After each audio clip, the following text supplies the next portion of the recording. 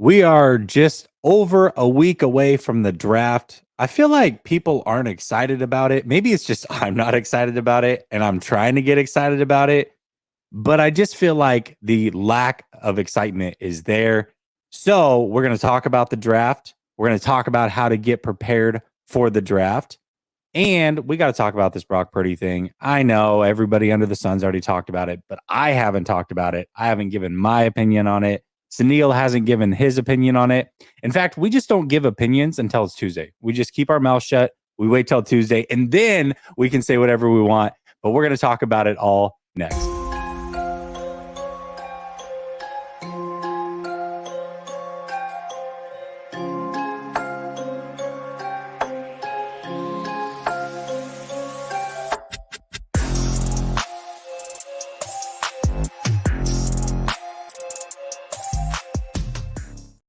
All right. Welcome back to Last Second Sports, where we are giving you our take down to the last second. And it's Tuesday, so I got my boy, So Real, Suneil.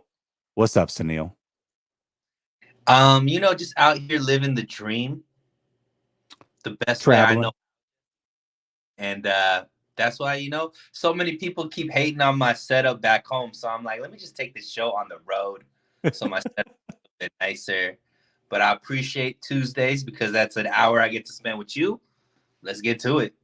Man, you're just looking, I don't know, like I don't know if sophisticated is the right word. I said that backstage. I said you look sophisticated, but it's like you look Regal, astute, King more like astute, Roy. like It's royalty. There it is. Yeah, that's the word I was looking for. Was royalty. That's definitely the word I was looking for.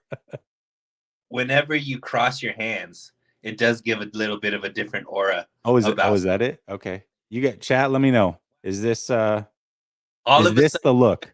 as into King. Okay. Fair enough. That's totally fair.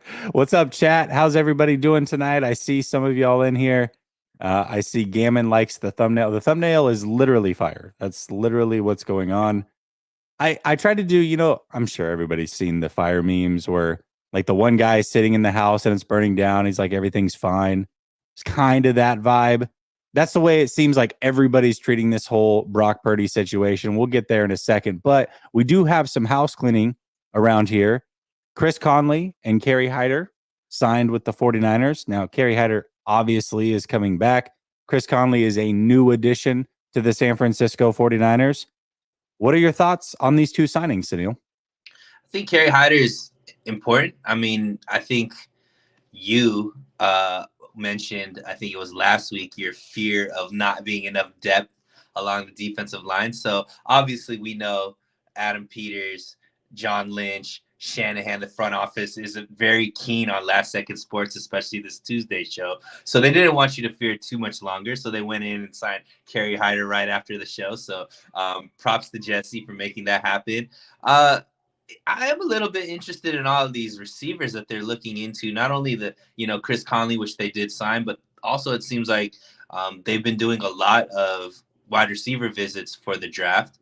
I know that you can always use depth at wide receiver, but it is a little bit interesting. Our boy Jack Hammer keeps tooting the horn that this might be a sign that Brandon Ayuk might be on the market, but I don't take it that far. It's not like any of these guys are stars that they're bringing in or looking at, but it is quite interesting that it seems like they're really isolating wide receiver as a position of need.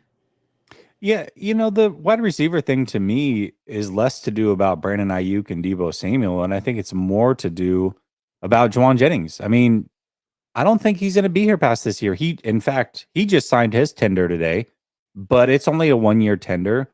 Who knows what kind of money he's going to want in the offseason, depending on how he plays. But I just feel like the 49ers are going to continue to stream third wide receivers until they need to pay somebody. And that receiver becomes a number 2 or a number 1, and then they can get rid of the others. You saw it with Kendrick Bourne. You're seeing it with Jennings. They drafted, obviously, Danny Gray last year. I'm sure they're going to draft another one this year. So I think it's more to do about the third wide receiver being on a 1-year deal than anything, more than it would be that they're trying to trade a Brandon Ayuk. Wouldn't you think that kind of makes more sense? Absolutely. I mean, I think both of us are on the same page where we think Brandon Ayuk, when the 49ers have to make that decision, if they have to make that decision between which receiver stays between Debo and Ayuk, I think both of us believe that Ayuk would be that ultimate decision. I agree. I think it's all about depth. It's all, we know that Shanahan and Lynch like drafting wide receivers. So I think I agree with you. It's just more about seeing who's out there because it's a position that they enjoy drafting. Yeah, definitely. And it's just kind of when you have 11 picks, you probably can afford to take another wide receiver.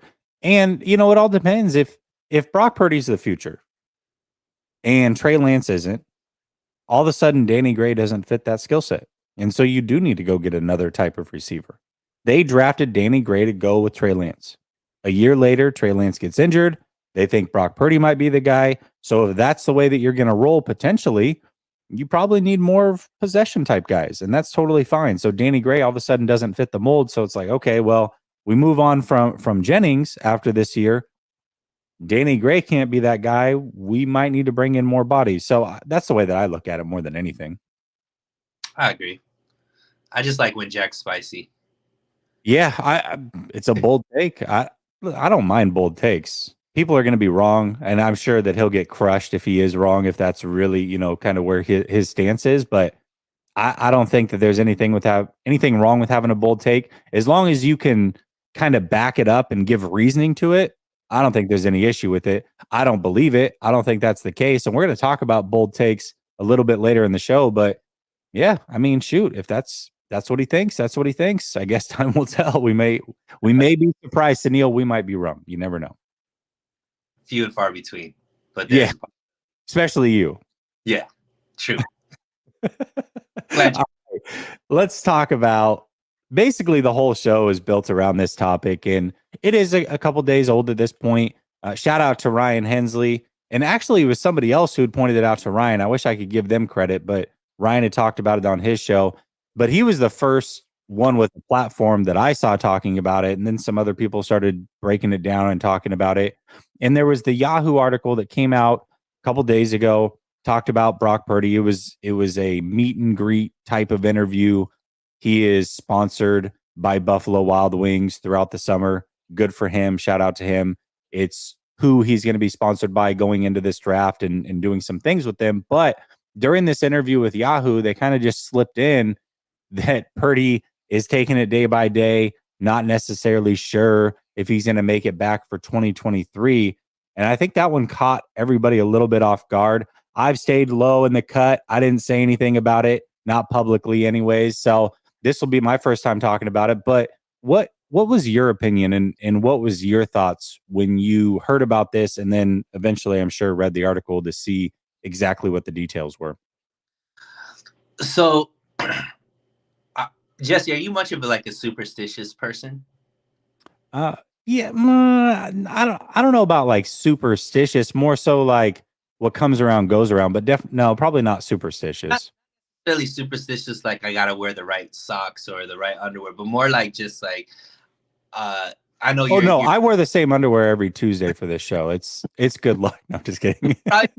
Because you lose every single week, but I'm talking more like you're faith-based too. So sometimes I know for me, like, I don't want to be boisterous. I don't necessarily want to over promote or be overconfident in certain things because I do feel like sometimes that'll come back. I don't know if you're the same way, but I think sometimes when we look at athletes, especially young athletes, we tend to forget that they're not people as well that are going through different situations. If you look at Brock Purdy went from somebody who was the last pick of the draft, probably in that moment before he got drafted, might have felt like he was going to go undrafted, right? But anyways, last pick of the draft, went to a team that just traded 3 first picks or just used 3 first picks to get a quarterback. Behind them is another quarterback that has taken the team to a Super Bowl. He didn't feel like he was going to get that much playing time, I assume. Ends up getting the playing time because both of the quarterbacks ahead of him got injured and doing what we saw him doing. So he's probably going in the NFC Championship game on cloud 9, ends up having an injury that just puts him away, right? So like you think about the arc that Brock Purdy has been on in that past year, it is insane. Like the lows of the lows, the highs of the highs, back to maybe the lows of the lows. Right now, he's in jeopardy, really, of his starting position because if Trey Lance, he understands if Trey Lance goes out there and does what he did, he might not get see the field again as far as the starting quarterback for the 49ers. So I just saw this in John Moran. I don't know if you're paying attention to the NBA playoffs, but Ja has obviously had a tumultuous year. He has a hand injury. He fell on those same fingers and was in pain. And when they interviewed him after, he was just like, man, I don't even know what to. It just like everything else this year. This just keeps what happened to me type of thing. I think there's these emotions that we all go on as just normal, regular people that we don't realize that maybe players go through as well. So when I first read this about Brock Purdy or heard about this, I looked at a guy that didn't want to like that is just like kind of dealing with the emotions of how crazy this last year has been and trying to temper his own expectations for himself so he doesn't get too excited. I think with an injury like this, and like nobody knows exactly how somebody's going to come back. There's been different cases. Nick Mullins has been thrown out there. Other players have been thrown out there, but that doesn't necessarily mean we never talk about the players that it didn't work out for. You know what I mean? So I think Brock Purdy taking it day by day is his kind of MO, is a guy that leaves it up to faith, is gonna go out there and do it work as hard and control what he can control, but he also understands that there's things that are out of his control that he he can't control. I'm saying control a lot. I think that's where I took it from, just because the type of person he is, the type of kid he is, and overall just the year that he's had. I didn't really read too deep into it other than he's just focused on what he could control. Yeah, I thought it was, to me, it kind of just came across as athlete talk. One day at a time, we're going to do our best. We're working hard over here. You know what I mean? Like, that's the way that I took it. And to your point, I mean, there's only so much that he can control. He can't control if he has a setback, or he can't control how quickly he heals. All he can do is put in the hardest work and best effort that he can, putting his best foot forward to come back from this thing healthy and quickly. And so it's zero. There wasn't even 0.01 of a millisecond where I'm like, oh, he might actually miss 2023. Like, that didn't even cross my mind, because I don't think he meant it necessarily like that. Or I don't even know if he really said it. It was just kind of the way that it was written. Maybe they asked him a question about it, and I don't know. The whole thing was kind of weird. I think he believes he's going to be back this season, probably sooner than later. And I think he's going to put in all the work to make that happen.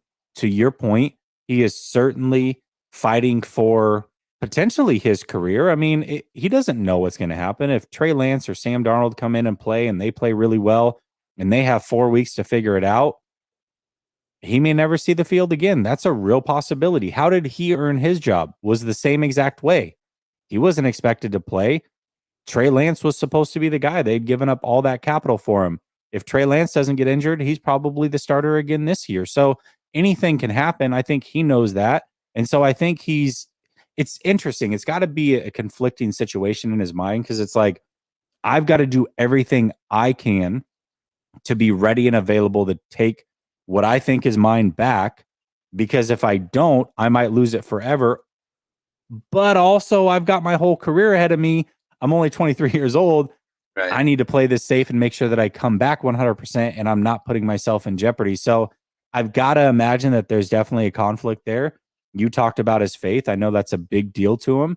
And so I'm sure that a lot of it is like, hey, I can't control this, leaving it in God's hands. I'm going to do what I can do. But I think as a competitor, he expects to be back. I don't think he meant anything by it necessarily. I think a lot of it was just athlete talk. I really think that there's zero scenario, barring the craziest setback, that he's not available at some point this year. I think that would be a wild, interesting turn based off of everything that we've heard up until this point. Yeah, and it's on brand for him, right? He's not the type of kid that's gonna over promote. He's not the type of kid. Yeah, I'm definitely gonna be out there, and I'm going to do this. I'm going to do that. Even when he was having his success last season, it was always about, I'm just gonna focus on what I can control. I'm gonna make sure to get the ball into the playmakers that I have, giving credit to everybody outside of what he's bringing to the table, type of thing. So I think this is more on that brand, like, hey, I'm just gonna focus on what I can focus on, control what I could control, type of thing. But deep down inside, we know he's a competitor, and we know, he wants to be out there. So Yeah, 100%. So I definitely don't think there's anything to worry about here. I'm sure some people, I haven't seen everybody's takes. I know everybody's had a take on it. I'm sure there's some people that think there's a real possibilities and a miss 2023 based off of what he said. I don't take it that way at all. Time will tell. I expect him to be back sooner than later. In fact, that's one of our bold predictions. So we're going to talk about that at the tail end of the show, but we'll leave you with that and get on to the next topic until then. 1 second, Jesse, before we move, let's say, let's take it at face value, and let's say he is saying that, hey, there is a possibility I won't play next season, or let's say they make the decision to shut it down just because he wants to make sure that he's 100% going into a competition with whoever the starter is at that point. It goes further to why a guy like Sam Darnold was brought in and why they paid what they paid for him, right? Because if there is, like, I don't think either of us believe that Purdy is not going to be part of the picture this year. No. But let's say he isn't. Aren't you grateful that a guy like Sam Darnold is there to back up a guy like Trey, or at least compete with Trey in training camp and things like that? Obviously, we're seeing a lot in the draft about them looking at, the quarterback from UCLA, as been numerous visits with him. That this team has to continue to move on, and this team constantly has to put themselves in the best case scenario, no matter how much they love a guy on the team, for good or bad, right? So I just think it further illuminates kind of what this front office is doing with their quarterback room, how important the quarterback room is for them, and the fact that they're hedging all of their bets by making sure that they have enough able bodies there in case any scenario plays out, this offseason and throughout the season as well. Yeah, I mean, I'm happy Sam Darnold's here anyways. I thought it was a great signing. They obviously made it a priority. I have no issue with it. The only issue that I take is that they actually, if Purdy's not going to be there week 1, they're actually willing to take snaps away from Trey Lance. That's where I have the issue. But as far as Sam being here, I can't think of a better third string quarterback in the NFL than Sam Darnold. I mean, he would be a backup on most teams. He might even start for a couple, or at least be given a chance to. Sounds like he might be given a chance here if Purdy can't go. So, there's no issue with Sam Darnold being here. The more the merrier with the quarterback situation the 49ers have. Zero issue with that. So you're right, though. I mean, the front office has made sure that they've insulated the quarterback room to prepare for everything, up to and including a trade potentially at some point, either throughout the offseason or trade deadline, what have you. But they are doing whatever they can to make sure that last year's situation doesn't become also this year's situation, because that would really suck. So they've done a great job. Zero issue with Sam being here. All right, let's talk about the draft. And I know, there's mock drafts. Everybody's posting their mock drafts. I got to be real with you. It is hard. I'm going to be real with you. You're the real one. You're so real, Suneil, but I'm going to be real right back to you. It's hard to get excited when you don't pick until like pick 99. Right. Now, it's going to be fun. Don't get me wrong. Once those picks start to come around and they've got 3 out of 4 picks, it's going to be pretty fun. I'm going to enjoy that. But it is hard because going through the process of looking at these guys and watching film and reading up on them, it's not near as fun when they're 3rd round, 4th round, 5th round type guys. And so my process of going through and trying to figure out who these players are, I just haven't been into it as much this year. Now, I did do some work on the quarterbacks that are going at the top of the draft just because I'm curious and I want to know who I think is going to be good. But I haven't been as excited about the 49ers draft up until today. And I'm going to address that here in a second. But what are your thoughts? I mean, are you kind of having the same feeling when it comes to the draft? Are you excited? Maybe as we're getting closer, is that changing? Like, where's your mentals at with it? Yeah, I mean, I echo your point, right? It's always harder to get excited when you don't pick till the third round, pick 99. Obviously, third round draft picks are tough to put your finger on because you don't know who's going to be available. You don't know what the team is looking at in the third round type of thing, right? None of us expected TDP to be drafted last year in the third round, but hey, he was drafted, and how much did he impact last season? Very little. So we know that there is a chance that the third round draft pick doesn't do anything this season. But as far as excitement for the overall draft, I do think like this draft is going to be extremely important for the 49ers because not necessarily this year, but in the next few years, this draft is going to play a big role in what the 49ers are able to do through free agency moving forward, right? I think the 49ers are a team that has put themselves in a situation where they don't have to draft for the now. They're able to draft for a year, 2 years down the line. So I'm looking at who they're picking through the offensive line because we know there's going to be some room for starting positions along that line upcoming. We mentioned last week the cornerback secondary, right? A safety, right? They need a safety of the future. They need some cornerbacks for the future, wide receivers of the future. So it's exciting because we know that these guys are going to probably be the people that we buy jerseys for a year, 2 years down the line. But it is tough because you want to be able to like kind of guess who's going to be the pick and all that kind of stuff. Third round is where it ultimately gets tough to guess anyways because Right. you're not as familiar with those players. You don't know what's happening with the teams ahead of it, who's available, all that kind of stuff. So I think that's where maybe a little bit of the sizzle is not there because you can't really guess. But I'm still very excited because I think it's an extremely important draft for the 49ers. Yeah, absolutely. As we're getting closer, I'm getting more excited. And it does suck. We're gonna have to wait the whole first day and get Or are nothing. we? Yeah, well, most likely. So, with that being the case, we gotta wait until potentially round 3, maybe round 2. We'll see if they trade up, what have you. But then I started to think about some of the third round picks that the 49ers have had in the past. And you're talking about some all-time greats here. I'm talking about Fred Warner, Yep. Navarro Bowman, Yep.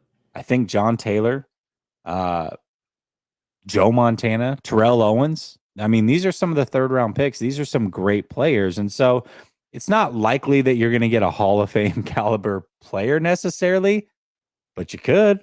You still might get somebody really good that can contribute. There's a lot of guys on this team right now that were third round and later picks that are contributing, and we didn't necessarily expect them to. So as long as it's not a running back, we should be good to go as far as a contribution goes from these third round picks and some of these later on guys. So now that we're starting to get a little bit closer, I'm getting a little bit more excited about it for sure. You know what's funny, Jesse, is this might be the best draft that the 49ers have under the Shanahan and Lynch era because it starts in the third round. Usually Right. messes up their draft is the first and second round because they tend to kind of maybe pick the wrong player or reach or anything like that. Usually from third round and on, they do really, really well. So the fact that they're getting rid of those 2 rounds, and we already know what players came from it, namely CMC and Trey Lance, like hopefully that could actually make this draft even better. And when it's graded, 2, 3, 4, 5 years down the line. Oh, lost Suneil. Sorry. Oh, he's back. Yeah. Dang it. I was kidding. No, I was going to say real quick, though. So normally I would stream the draft here. I've done it the last couple years.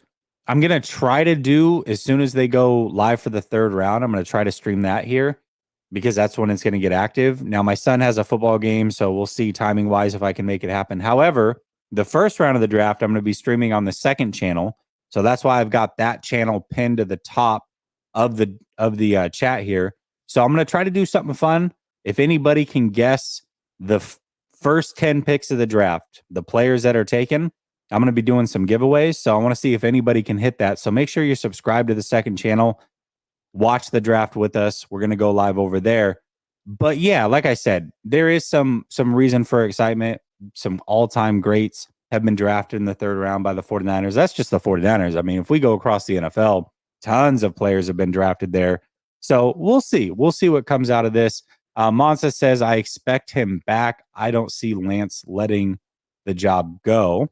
Then he follows it up and says, I'm going to send you some info via the Twitter inbox. All right. Hey, I'm all for some info, Monza. Definitely. You got some insider info? I want to see it. And then Gammon says, Suneil, how do you prepare yourself to carry the show? It's a lot of push-ups, a lot of back exercises. I work out my legs quite often because, carrying the weight of Last Second Sports Channel 1, I have to reiterate Channel 1 because there is Channel 2 that I have. For sure. Which is why it doesn't have as many followers and all that kind of stuff. But, Gammon, I appreciate the fact that you understand who really drives this ship, drives this boat, and makes this channel how great it is. Yeah, I mean, I appreciate it, letting me ride the coattails of Suneil. It is hard work for him. Trust me. I'm a big guy, so the fact that he's got to carry me around, that's, it's a lot of work. You got to do a lot of squats. Got to get in those exercises for sure. You definitely do. All right. Last week we talked, and I'm not going to end on this one. That's why I got a different topic to end on. But last week we talked about moments that were just moments that we hang on to, like the best memories as 49er fans. And I know last week for me, I talked about the catch 2.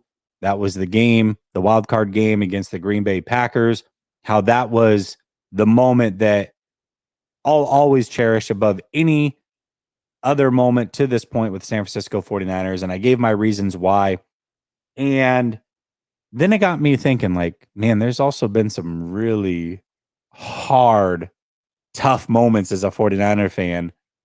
And I think we should talk about those as well. So, chat, I'm going to implore you to throw out your thoughts on some of the toughest or most heartbreaking 49ers fan moments you've had and why they were heartbreaking for you. And Suneil, I want to know for you, what's a moment or two that you remember that was super heartbreaking as a 49er fan? So I try to pride myself on controlling my emotions. So I don't know if heartbreaking is necessarily something that I could say is something that I could remember as of late. I can remember severe disappointment and just like being in a lull and just being like, this is like terrible. And I gotta say, Jesse, I know people are gonna say recency bias, but what happened?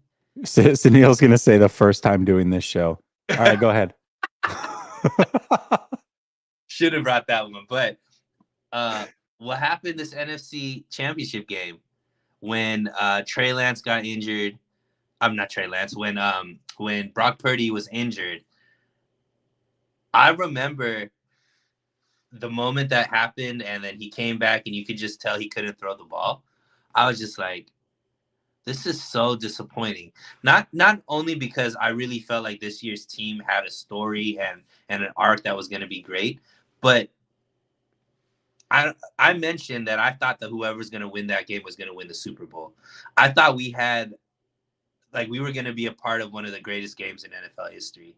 And to see it just not even get a chance to get to that point because of an injury, a fluke injury, type of situation, that was really disappointing because what the team had been able to start doing once the CMC trade happened, the fact that they were just like rocking and rolling all through that, beating Seattle 3 times that season, beating the Cowboys, then going into the Eagles Stadium and being able to have a chance to beat them, and then go off and cap it off beating the Chiefs with Mr. Irrelevant. Man, that Disney movie was writing itself, and we didn't get a chance to see it, man. So that was extremely disappointing to me.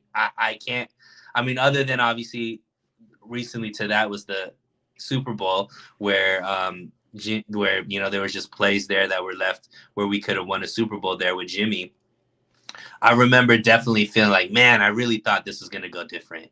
And when we didn't even get a chance to see what this team was capable of, I felt really disappointed there. Man. And just for the person, like let's step back and just pull away from the game itself. Like Brock Purdy is a really, really good dude. And so for him, I mean, just that chance to compete completely taken out of his hands. I mean, that was a moment he was excited for. Obviously, the team was excited for, and he never got that moment. Like it didn't even start for him before it was gone. And just seeing him try to fight to play and knowing now, like in hindsight, what that injury actually is, and he was still throwing the ball on the sideline trying to fight to get into that game.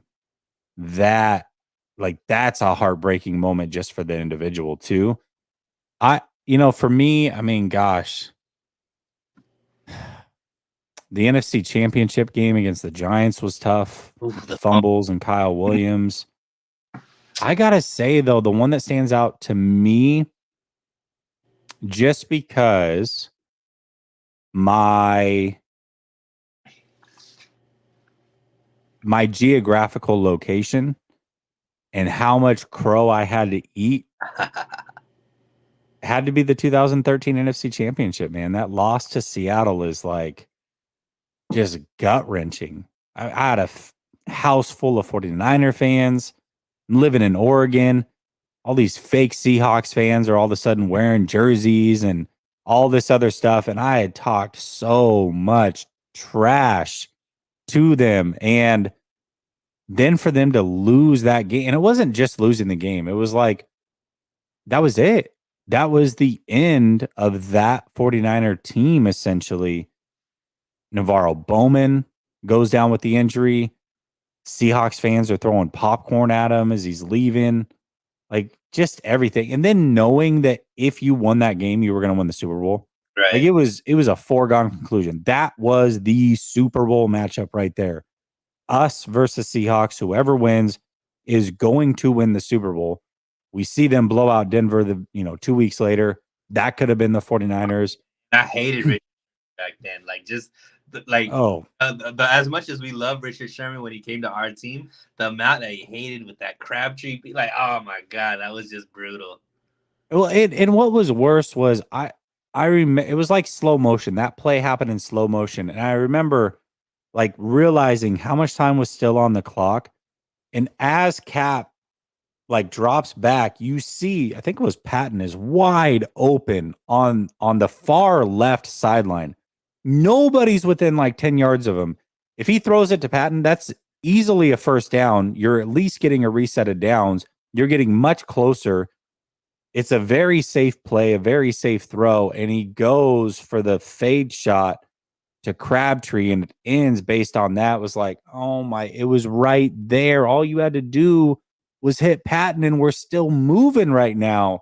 So it was just everything. The way that game added up, man, it was just, and then that kind of catapulted Seattle into even more relevancy. And that was the end of the 49ers. It was just everything all encompassing. That was a rough one for me. That was a really, really rough one. So I have to point to the 2013 NFC Championship game for me.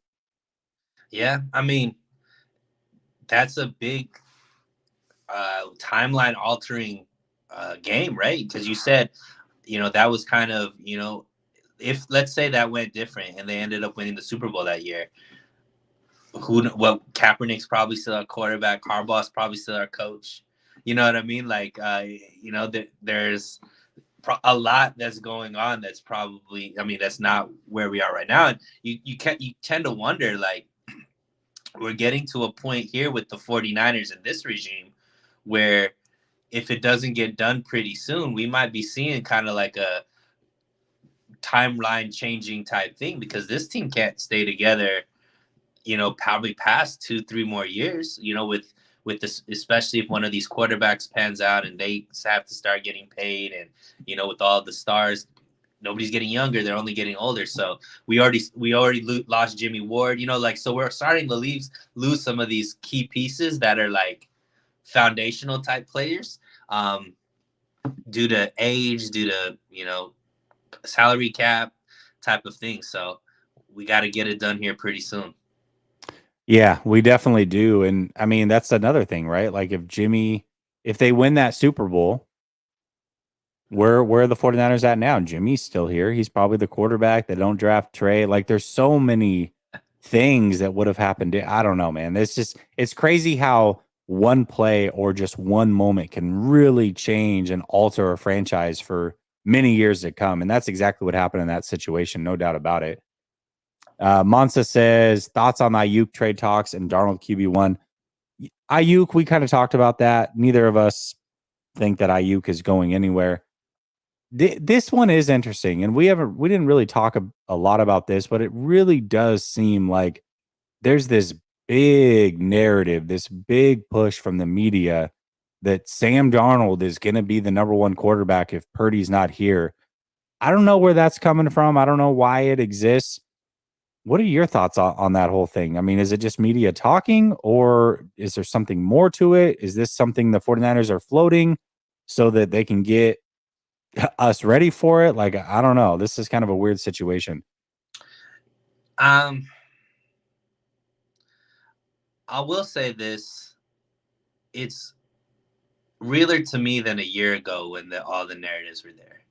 That maybe Jimmy was going to be brought back and all that kind of stuff, and they wanted Jimmy. They're not trading Jimmy because they're afraid of Trey and all that kind of nonsense that was bringing back. That was much to do about nothing. This is a little bit deeper for me, just because I do think that one thing you always mention is year 3 is very important when it comes to rookie quarterbacks. This is year 3 for Trey. And I do think that the confidence that maybe a guy like Shanahan, because let's be honest, I think Shanahan is the number one person in Trey Lance's corner in the organization. I would say Shanahan probably like Adam Peters. I don't think John Lynch is that sold on Trey Lance, but I do believe that Shanahan isn't as sold on him in year 3 as he was in year 1. Let's just put it that way, and not necessarily because his abilities, but his availability. And I think Shanahan realizes that no matter how much I like this kid and how much I think he can be great, I have to go with who's going to help me win right now, because I don't have 2-3 years to develop this guy with the team that I have around me, which makes sense. With that being said,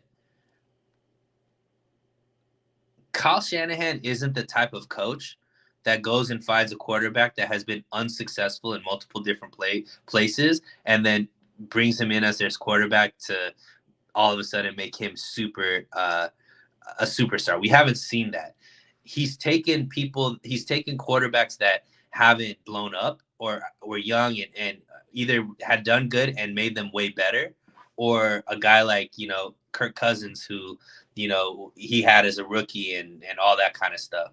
But I haven't seen the reclamation project that would be Sam Darnold for Kyle Shanahan. So that narrative, I don't understand it, because Kyle Shanahan is someone who you could say maybe isn't the best, what's it called? Developer? Judge of quarterback capability. Let's just put it that way, as far as like who he drafts and stuff like that. But he's never not gotten the best out of a quarterback that he's had. And he's pretty smart about who he works with. So I don't necessarily think that he's just looking at Sam Darnold and thinking that I could make him better than the last 2 stops that he had. So much more better than this kid that I drafted and am developing from scratch. To me, that would be Kyle Shanahan saying he's not good enough. Kyle Shanahan saying he's not good enough. Because that's him saying that I can't develop this homegrown person that I'm doing. I'm rather take somebody else that was developed by somebody else and just get more out of him. To me, knowing Kyle Shanahan, I don't think that's a statement that he would want to make. Yeah, it doesn't necessarily add up. I don't know. We'll see. I would be shocked if Darnold starts week 1. Let me just put it that way. I don't think Darnold's that good. I mean, let me be clear. He would play his best football in this system with Shanahan, with these weapons. And I think that they probably could do pretty decent with Darnold at quarterback. But he's not your long-term answer. And I think to waste a single game on him unless there is nobody else available that's an issue. That would be an issue. And I think it was you that said it last week, Suneil. Maybe not. Maybe I'm getting it mixed up, but somebody had talked about it, and this is so true. Out of all three quarterbacks that are on this roster, the one, if you could just sit back and choose one of them to pop off and be your guy, Darnold is the one you don't want. Not because, he's old or anything like that, but he's the one that you have to pay after this year. Right. If Darnold is your guy of the future and you deem that at the end of the season, he's the only one of the three that you have to give a big contract to at the conclusion of this season.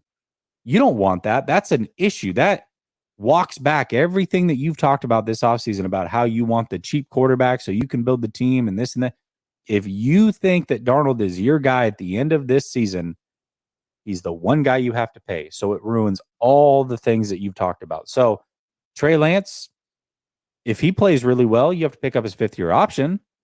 But he's still under a rookie contract next year, and then he's under a fifth-year option. It's 2-3 years before he's getting paid.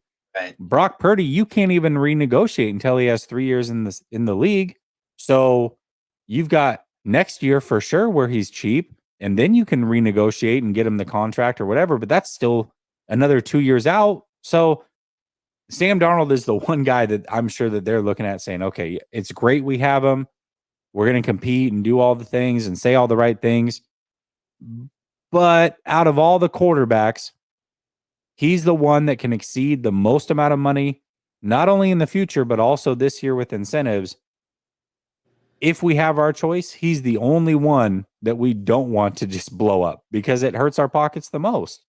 So you could even put it in perspective. He would have to blow every other quarterback out of the water to be able to see the field. Because if it's anywhere close, you're gonna go with the younger guy over Darnold for everything you mentioned, plus more, right? Plus, Darnold is the least. What's it called?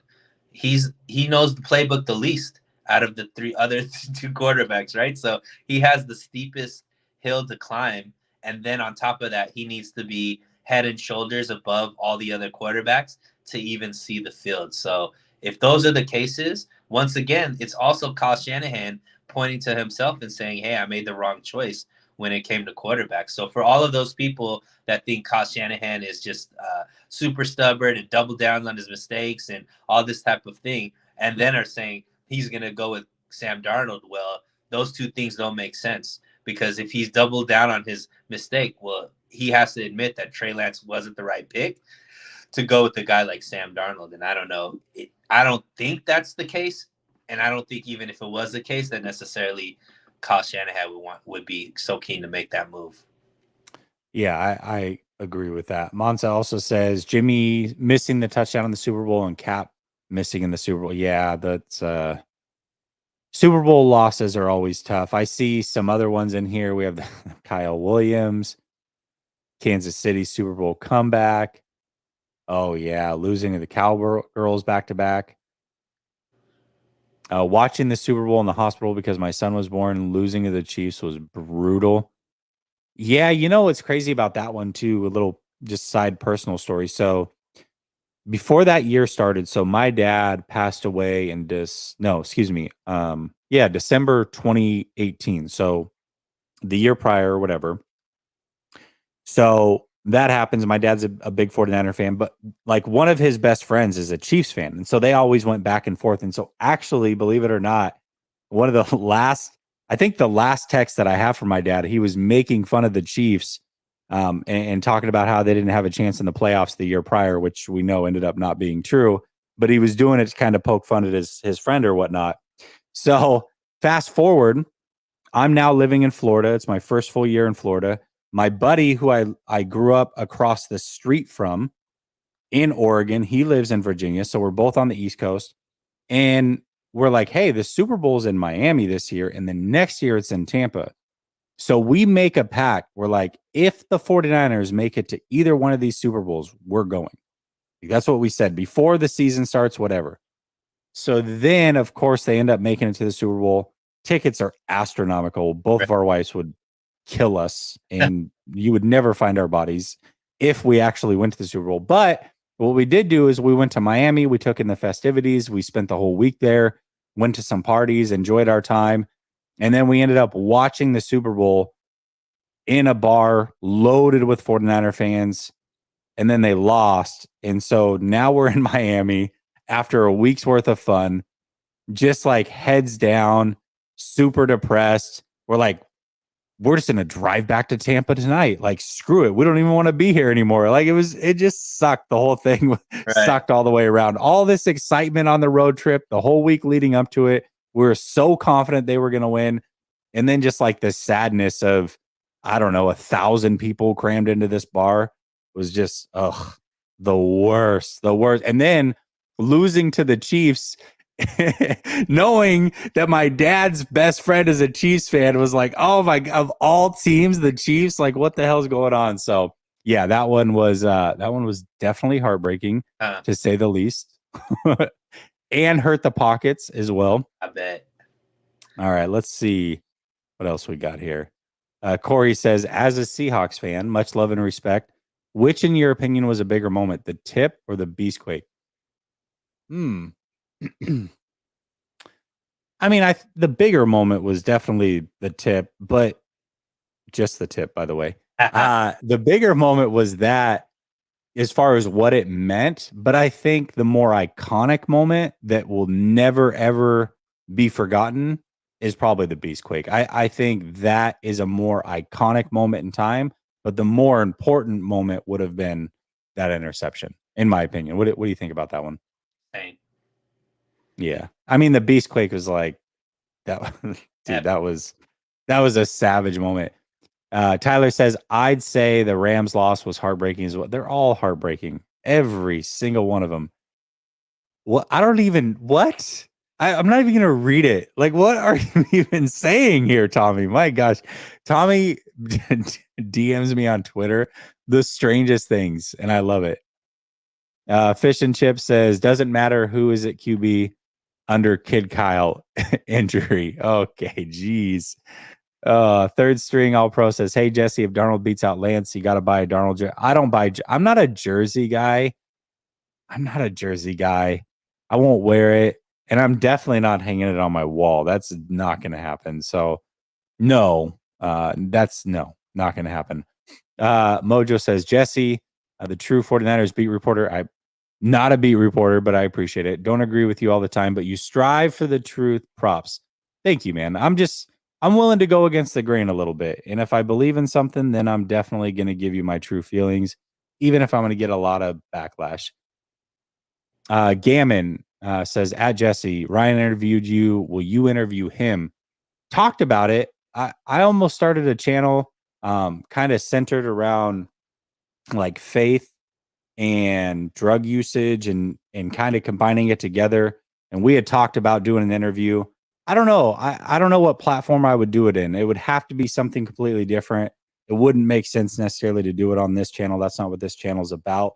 So I don't know. But Ryan's a super cool dude. We talk on a regular basis. I really, really like Ryan a lot. So I'm getting to know him a little bit more. He's a cool guy, as is my guy, Suneil. We definitely have become pretty damn good friends over this time. So appreciate that friendship for sure. All right, let's get into some bold predictions, Suneil. There's a lot going on, a lot of moving parts. A lot of people are coming out with their bold predictions. And so let's go through all the chatter going up to week 1 and give our opinion on them. So the first one is this. Trey gets traded at the draft. Yay or nay? I'm going to go with hell to the nay. Okay. No shot Trey Lance gets traded. Actually, our guy Jose Sanchez for all 49ers SI put up an article recently talking about why there's no chance Trey will get traded. Great read. Go ahead and go read that as well. But 0% chance Trey gets traded. Okay, I like it. 0%. That's bold. That is bold. I don't think Trey's getting traded either. I don't see it. It wouldn't make any sense. Everybody's saying, well, they're going to draft another quarterback and that means he's gone. No, it doesn't. You need another arm in camp. You need another arm in camp. And maybe you can either sneak that guy on the practice squad so that you have essentially a fourth quarterback when Brock Purdy comes back, or he's just better than Sam Darnold and you can cut Sam Darnold, or you can trade one of these guys at the trade deadline. If everybody's healthy, one of them's looking good enough, another team needs a quarterback, you can trade one of these guys. So if Trey gets traded, it would be before the trade deadline, but I don't think that he's getting traded at the draft. I just don't see it happening. Now, if it happens and Larry's right, kudos to him. That's a bold prediction. He was the first one out on that. Give him all the props in the world. To me, it doesn't add up. It doesn't make any sense whatsoever. And what are you going to get in return? Realistically, what would you get in return? Maybe if you're lucky, you can get a second round pick. Maybe. I don't see it. I think it's way too early to make that bold of a move. So I would say no. Luke is tapping in and says most heartbreaking moment 1971 NFC Championship game against Dallas. Second would be the NFC Championship game against Washington. Yeah, He's taking it back. I don't know. I wouldn't remember those games. So yeah, we'll see. We'll see. All right. How about, is there any player, if it's not Trey Lance, are any players that are currently on this roster, are they getting traded?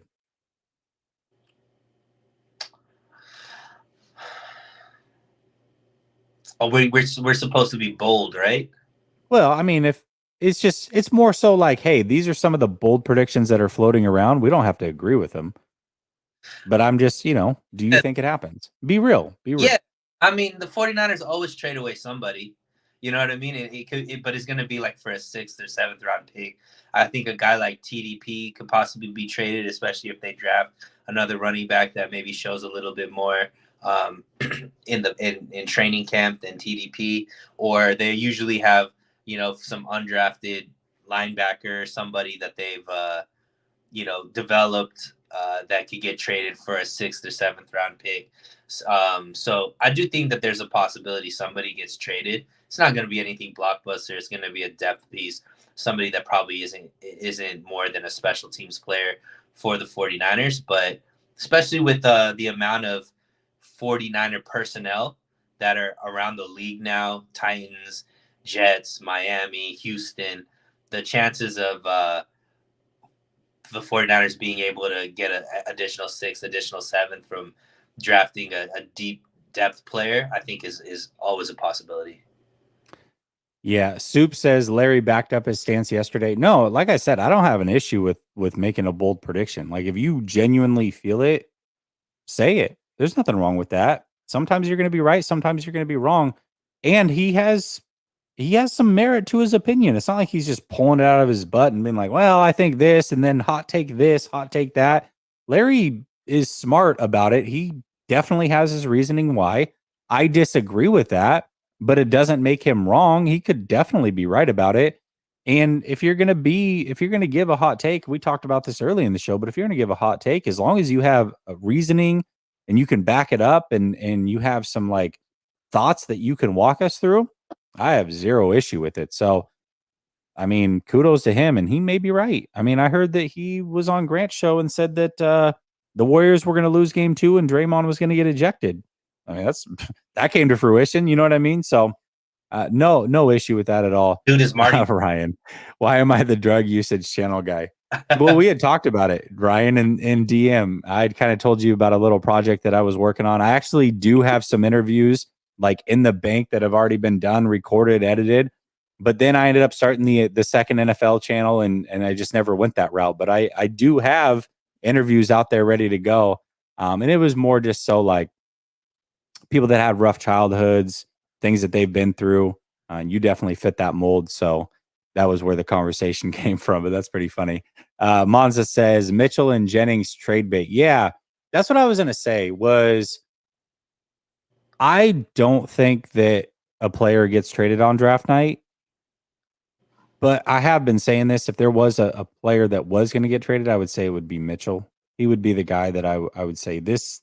That's probably the one that makes the most sense. But yeah, I mean, we'll see. We'll definitely see. I no, Jamal, no more running backs. No more running backs. Gosh, There's can't do it. there's a lot of running backs that are still on the market too, like Tons. good ones. So that'd be interesting if Mitchell gets traded. Mitchell, I think, would get traded to a team that already knows about him.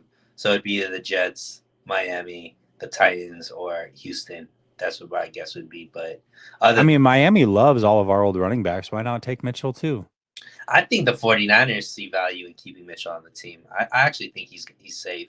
Him and CMC for a full year, I think, would be amazing if Mitchell could stay healthy, obviously. Yeah, that's the hard part. I mean, I absolutely love Mitchell. I would prefer that we keep him just to see, because if he can't stay healthy, that's a hell of a 1-2 punch. But Out of I the just think with the back, depth there, that's where it comes in. out of the 4 running backs, you think Mitchell is more likely? I think TDP is more likely to be traded. Yeah, maybe. I mean, gosh, dude, if they give up on running backs back-to-back years that they drafted in round 3, never again. Literally never again. And those were Kyle Shanahan choices. They had to. 100% those were Kyle Shanahan choices. And that's why it'll not be never again. It'll be because he sees somebody that is a can't miss and do it again. And it'll be a definite miss. Yeah, I don't. Yeah. You guys, this must be based off something going on in the chat. Gammon says Bomber T and 187 are cool peeps with different point of view. Yeah, I don't have any issue with different point of view. In fact, 187, I mean, he and I have some really funny back and forths. Like, he's, at least in the conversations I've had with him, like, he definitely can dish it out and he can take it. And so we definitely talk a little trash back and forth. I enjoy him. I enjoy him in the chat. So no issue here, not at all. All right. Let's talk about moving up in the draft, though. So they may not trade players, but do you think they stand pat where they're at, or they actually move up and go after somebody in particular in the draft? Yeah, so last year they stayed pat. They picked everywhere where they were at. I don't see them doing that 2 years in a row. I do think with the amount of 3rd round draft picks they have this year, and then also knowing that they're going to have a lot next year as well because of some of the people that got signed elsewhere and in the front office as well as players, this would be their best chance to move up. And obviously they don't have a 1st or 2nd round pick. So to me, I would find it hard to believe if 99 is where they pick. I do think that they move up into the 2nd round. And my guess would be eyeing a tackle. Interesting. Okay. I Can I give you one more reason why? Yeah.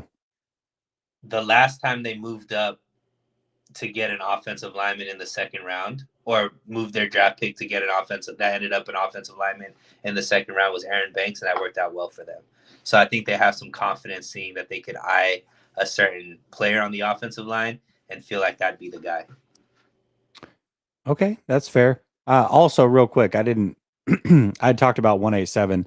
I don't have an issue with Bomber either. He's always in here. I mean, we disagree big time, but I've never had an issue with Bomber.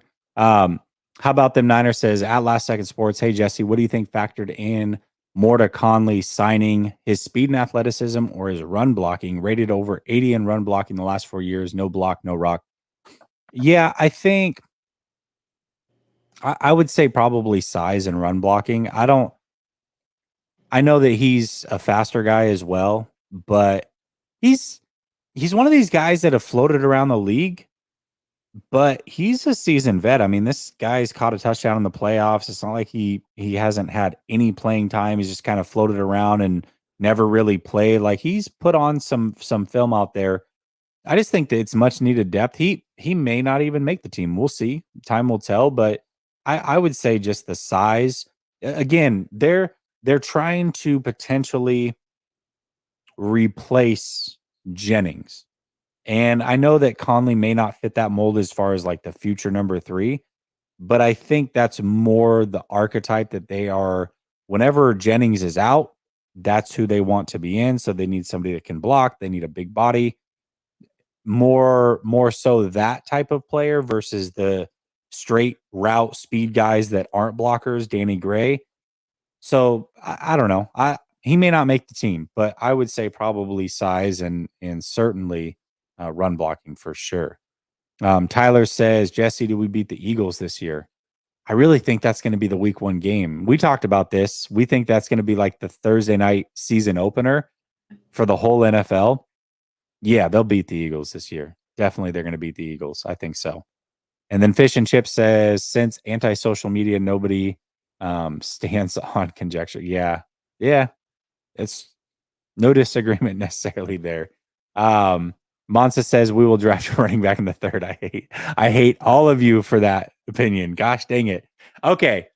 I think they're going to move up, but I don't expect it to be a 2nd round necessarily. I think it'll be move up into like the 60s type of thing. There's going to be somebody that they really like that they're going to hope falls to them. And then it's going to become obvious that it's just no chance of it. They'll get antsy and they'll probably move up like 30 spots type of thing. So I don't think they'll necessarily draft at 99. I do, however, think they're going to move up, but it won't be a massive full round jump. 30 spots or so. I'm going to say they pick in the 60s is my bold prediction. So you said that they're going to move up and you think their first pick is going to be an offensive lineman. Is that what you said? Specifically tackle, yeah. Tackle. Okay. Because that was the next question was which position is drafted first. So you think a tackle. Okay. I'm going to go running, but no, I'm just kidding.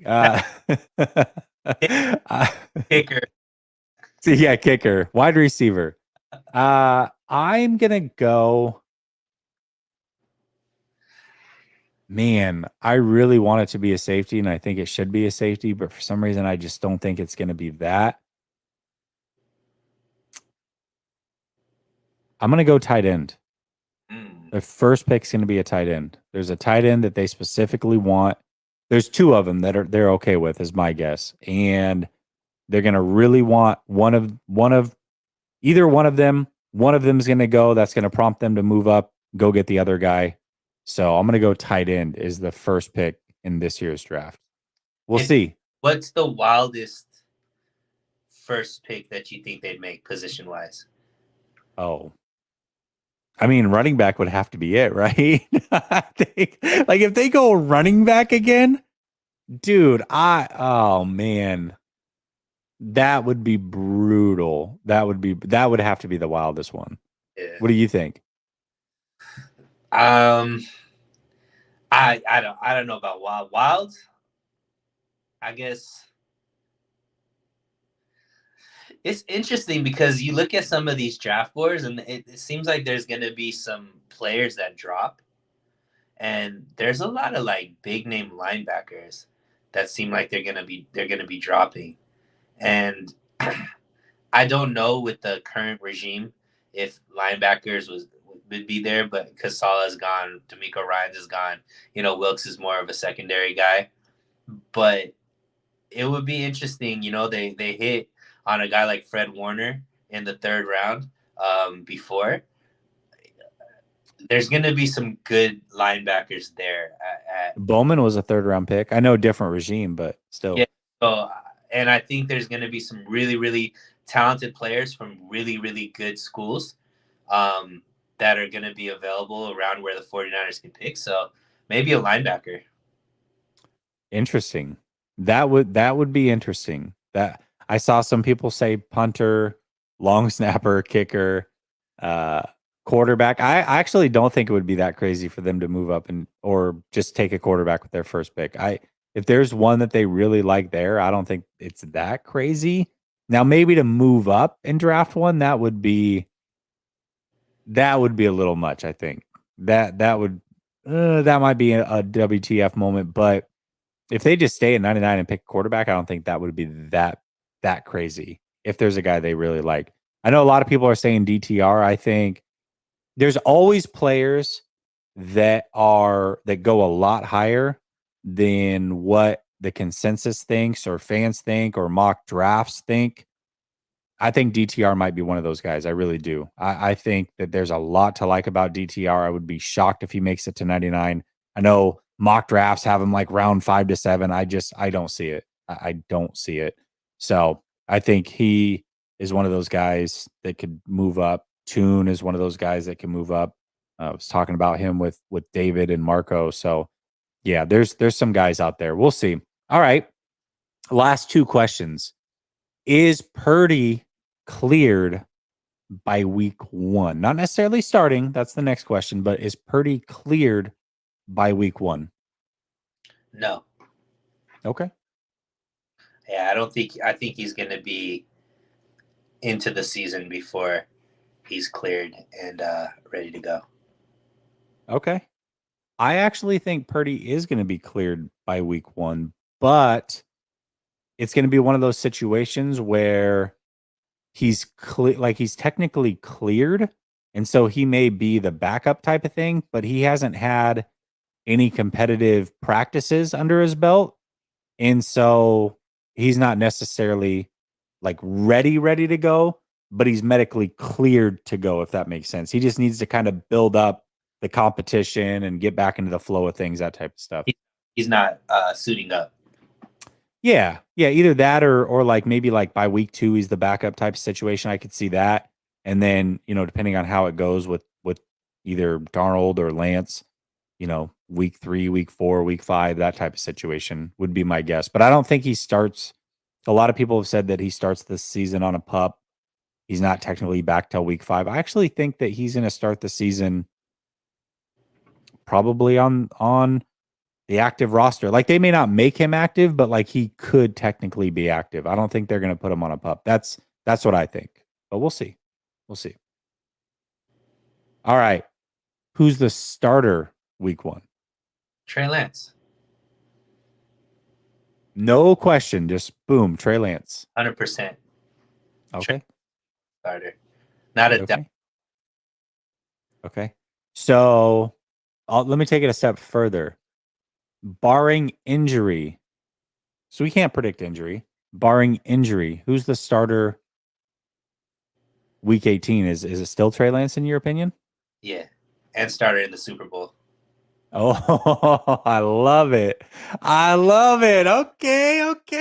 I like it. I think that Trey Lance is going to be the starter week 1, and I agree with you. Barring injury, he is the starter all season long. I don't know if they're going to make the Super Bowl. I don't know if I'm ready to say that they're a Super Bowl team yet, but I do agree that barring injury, he's the starter week 1, and he's the starter all season long. So because I think once he gets it, he's not giving it up. You're not confident, and obviously this is barring injury, we said. Yeah, of course. Anybody on the team, let's say the core players, you don't think the 49ers, if Trey is who we think he is, they're not in the Super Bowl this year?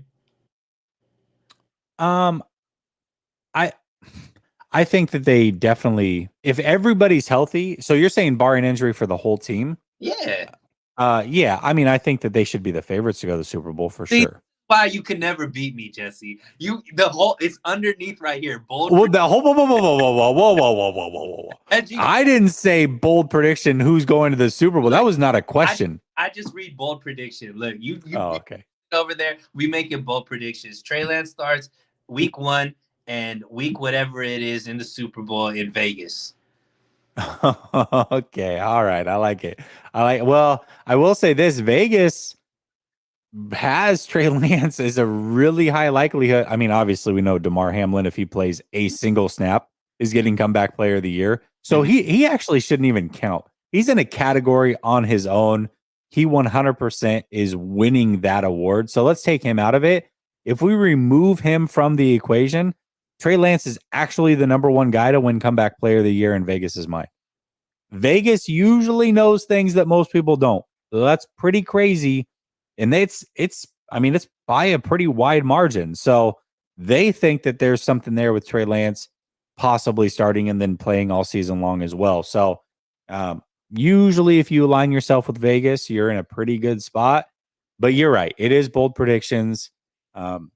I guess Trey Lance is winning us the Super Bowl. I love the bold prediction. I do think, however, he is going to play all season, barring injury, for sure. I'll agree with you there. Randall's bold prediction is that you're going to suit up as an emergency quarterback in Week 18.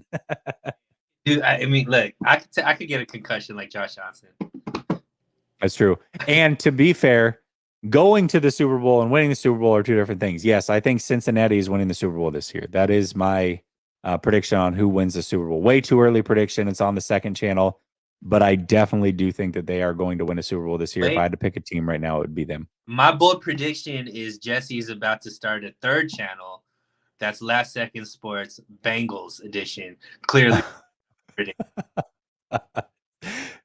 Totally fair. Yeah, I get it. Ryan says Sam Darnold week 1, Jake Haener week 22. Is that next year, week 10? No, it's Super Bowl week, I think. 18, 19. Yeah, it'd be Super Bowl. So he says Jake Haener is going to start. Nice. I love it. All right, y'all. Listen, that was a fun show for sure. Little over a week until the draft. Tomorrow night, I'll be back. 49ers After Dark with Grant, and then we're going to do open mic over here at Last Second Sports. Make sure you subscribe to Suneil's channel. Link is in the description. And then subscribe to the second channel. Like I said, we're going to do the first round mock draft live on that channel, trying to get that one to 1,000 subs. And then I think we're going to do some giveaways as well if somebody can get the first 10 picks spot on. So stay tuned to that. Subscribe over at Last Second Sports too. And until tomorrow, peace.